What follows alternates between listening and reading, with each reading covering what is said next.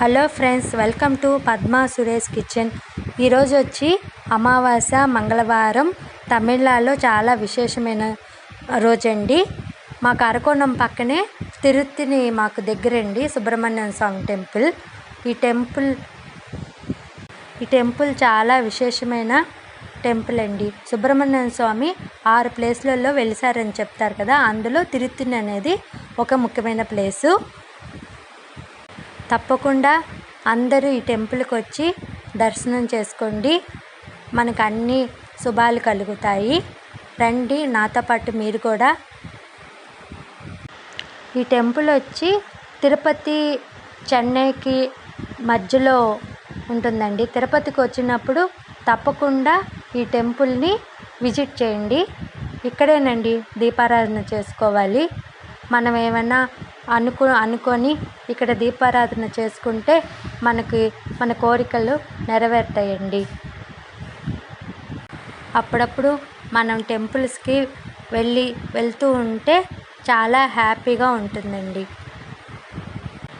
దర్శనానికి వెళ్దాం రండి. కానీ లోన దేవుడి దర్శనం మాత్రం చూపించలేను,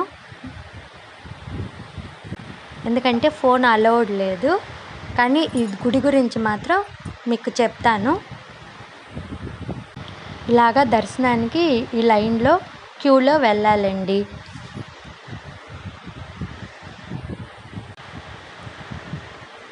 ఇలాగదా లోనికి వెళ్ళాలండి.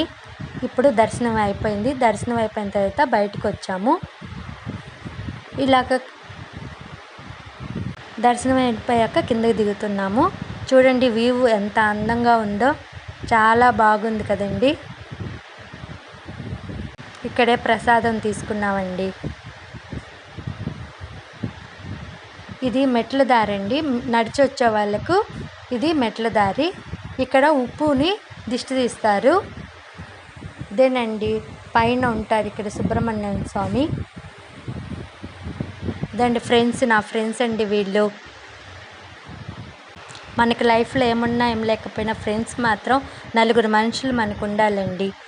ఇదండి గోపురం, గోల్డెన్ గోపురము. చూడండి, దర్శనం చేసుకోండి.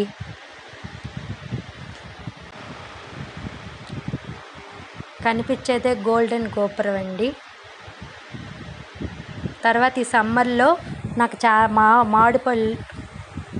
మామిడిపళ్ళు చాలా ఇష్టమండి.